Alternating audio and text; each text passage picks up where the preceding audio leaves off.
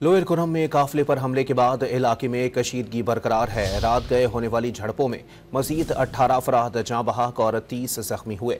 जिले भर में कारोबारी मराकज़, तालीमी इदारे और ट्रांसपोर्ट दूसरे रोज़ भी बंद है। खैबर पख्तूनख्वा हुकूमत का वफ्द कशीदगी ख़त्म करवाने के लिए पारा चनार पहुँच गया।